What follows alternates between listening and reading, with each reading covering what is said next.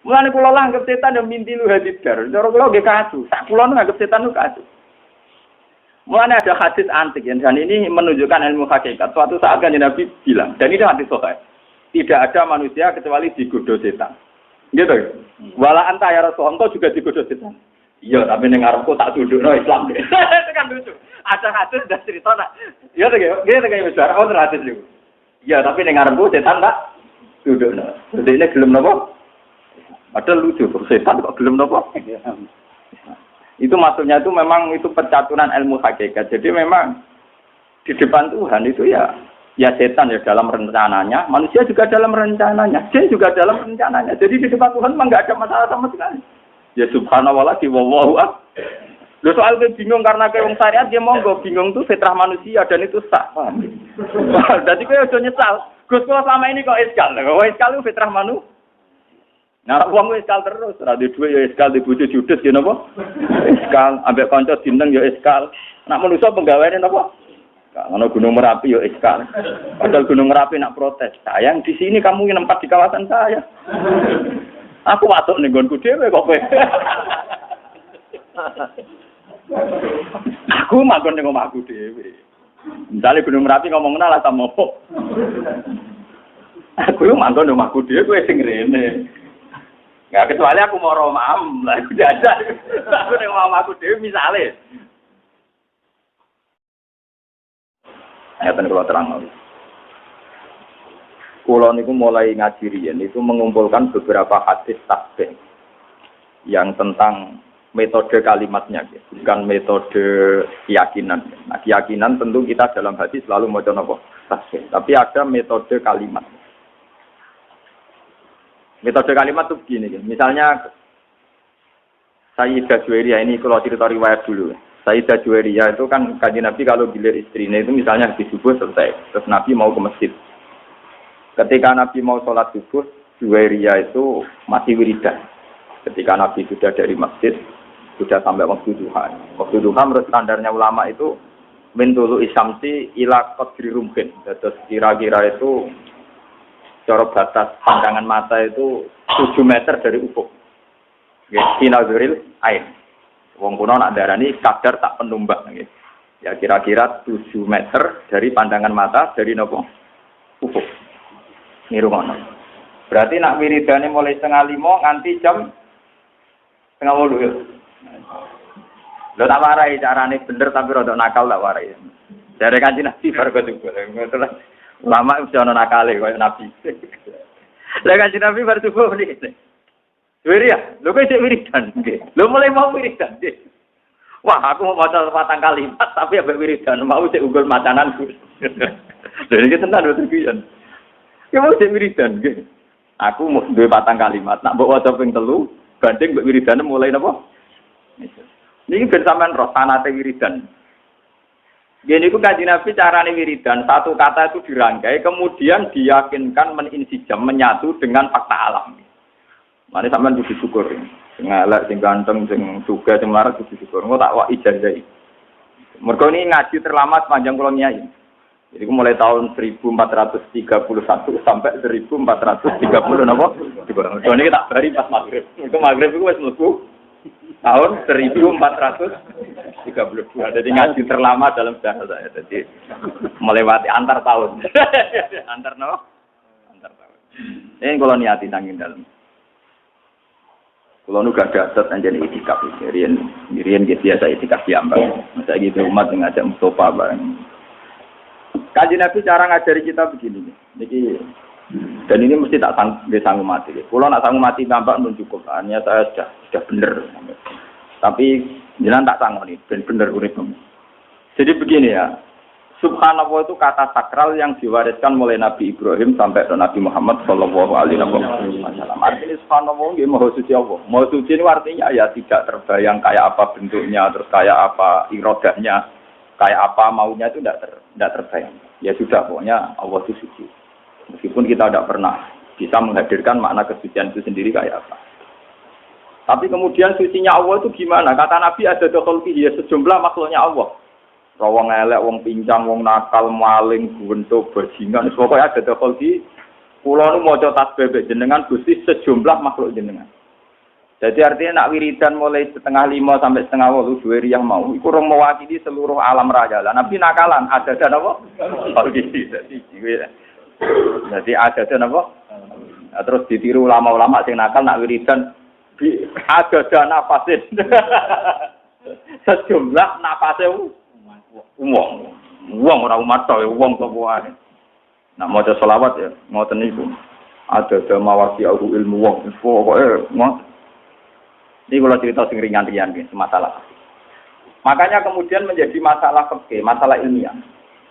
Lalu kalau ingin kode Mas Romanto, Ki Misbah Waduri. Kalau masalah fikih sing memang harus dikaji oleh kiai sing biasa batul masail. Kalau mun pensiun. Kalau ngurian nanti bintang batul masail job sufi kalau pensiun.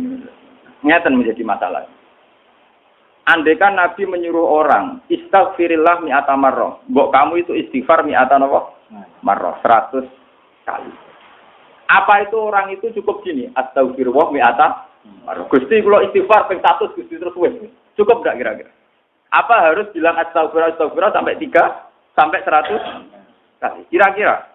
Rata-rata ulama darani ya ndak harus astagfirullah sampai 100. Tapi masalah ditolak beda. Takon lagi Misbah. Wong muni tolak tuh salah. Tadi gue tolak bain.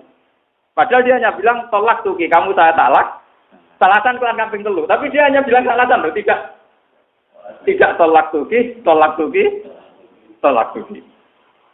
Paham ya? Sehingga itu menjadi masalah ilmiah. Paham ya? Ketika Nabi bilang istaghfirillah mi'ata marrah. Itu kan kita harus bilang astagfirullah sampai 100 kali.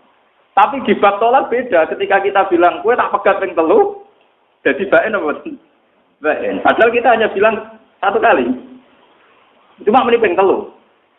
Ya tapi misalnya rokin tak jotos ping pisan, tak jotos ping telu kan tetep lara pisan to wong sing kena napa? Iki masalah fikih. Ini ngrungokno tenan. Tapi itu kan ada. Tapi Kanjeng Nabi itu kenapa ngajarin kita justru pakai adat itu? Adat khalqihi sejumlah makhluknya. Jadi gamane Kanjeng Nabi nak perasaan beliau ndelok wong nakal, wong bajingan, wong kafir sekalipun, perasaan beliau itu ya bukti kesucian Tuhan. Ya sudah perasaannya Nabi kok dulu Abu Jahal CS itu ya kesucian Tuhan, dulu Abu Lahab kesucian Tuhan. Nabi dhewe ora tau paham, ya ora kepengin paham makna suci itu kayak apa, ora pengen paham. Ora kaya malaikat sok suci malah ngawur. Begini, ketika ini cerita nyata dan saya siap disomasi malaikat. Ini kula ngomong tenan. Ketika Allah ngendikan, "Hei malaikat ini jailun fil ardi khalifah." Aku ning bumi apike khalifah, yaiku rupa manusa. Dari malaikat Gusti yang benar aja, manusia itu punya reputasi atas alufia mayusidu fiha wa sikut. Manusia penggawean yang rusak mengalirkan darah. Wa nahnu nusabbihu bihamdika nuqat disura. Kita ini yang sering membaca tasbih, kenapa kalah sama manusia yang potensinya ya sikut? Kenapa malaikat disalahkan Tuhan? Dari wong sing ahli ilmu hakikat ya malaikat itu beda. Ya ana ngawure malaikat. Wong muni maha suci kok curiga Tuhan kurang pertimbangan. Dari seakan-akan malaikat iki pancen keliru, nglamak tenan. Lho wis muni maha suci kok curiga pangeran kalah pertimbangan. Muni apa karo dasane? Tak pikir pertimbangan Anda ada akurat. Paham? Nanti mensomasi ra nganggep pertimbangan pangeran mboten apa? Akurat. Kalau balik malaikat ora gak pati tenan, manusa diangkat dadi napa? Lha ndekne muni subhanallah kok curiga pangeran di keputusan ora akurat, Pak. Bener apa salah, Nduk? Ya salah to. Lho nek muni subhanallah do nakokno ngono, Pak.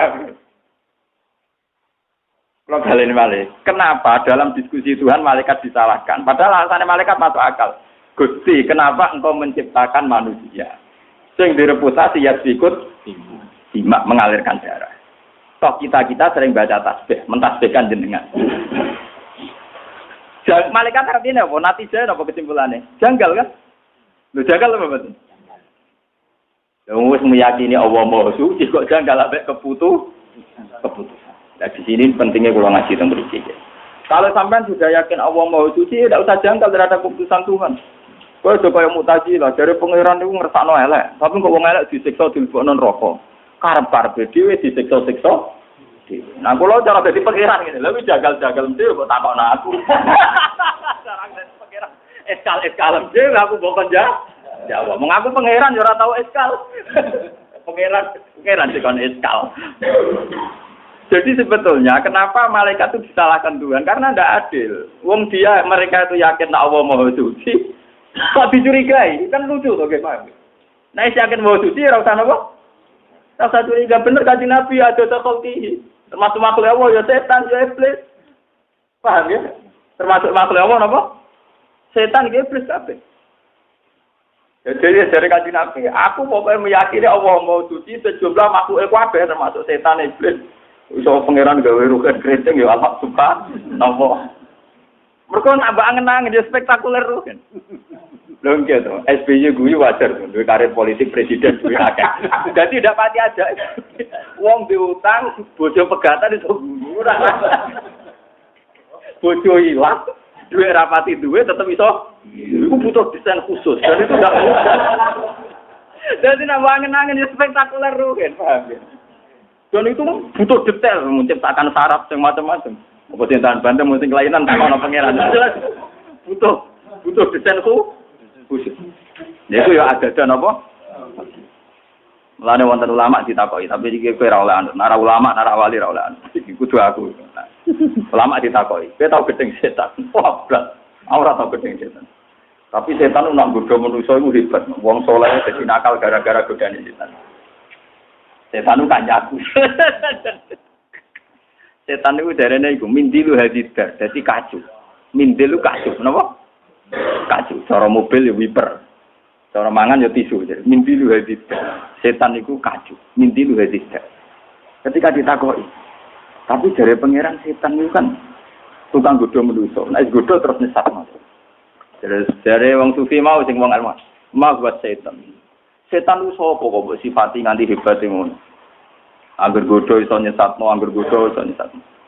Ora, setan itu tisu. Setan napa? Tisu. Kula niku ini mau ngaji sensitif, kudu gorong ana tenan. Ben tahun baru ku kowe iso berkawan mbek setan, Pak. Ngeten ilmune itu ngeten. Ternyata ilmune ku ruwet, tapi yo gampang, kelas logika ku gampang. Orang Islam, orang mukmin itu kan disuruh yakin dan harus berkeyakinan innallaha ala kulli syai'in qadir, bahwa Allah yang paling mampu melakukan apa saja. Sehingga menjadi perdebatan Mu'tazilah dan Ahlussunnah itu begini dulu. Kata Mu'tazilah akan janggal, kenapa Allah menghendaki keburukan, kemudian Allah pula yang menyiksa, kan tidak adil, menghendaki diri sendiri, enggak disiksa-siksa. Jadi Mu'tazilah itu darane nak wong elek karepe setan, nak apik karepe pangeran. Lah Ahlussunnah ya tak oleh takok. Berarti pangeran nak kalah. Mergo ning donya akeh elek timbang. Berarti pangeran tak kalah. Wah. Mu'tazilah gak siap, pangeran kalah ora siap. Dadi ahli sunnah soal perkara kan Allah ngarepno elek kok nyiksa elek yo ora iso jawab. Mergo kesane kan yo ora adil, ngono kesane yo ora adil. Tapi wong Mu'tazilah diarani tapi urusane donya wae elek, berarti karepe pangeran kalah. Ya mestinya ora siap di pangeran kalah. Akhirnya wong loro sing zaman padha ulama urung model kampus, urung model studi banding macam-macam, urung model engkek tok tapi ora tau untuk rumus. Paham ya? Terus jarene wong loro ketemu kancane situ. Lah iya mula-mula ra ono Quran hadis ngajari bantah-bantahan ngene iki. Dia germuni subhanallah wa akbar ya bar. Pokoke mau suci Allah Maha Agung. Lah sudah terus senang akhirnya. Lah ya ora ngono, darane Allah Akbar apa sing mau besar. Ora kaya kuwe setan malah besar. Mergo setan menangan terus ora kaya kuwe malah kesane muji setan terus, kesane setan akbar, paham?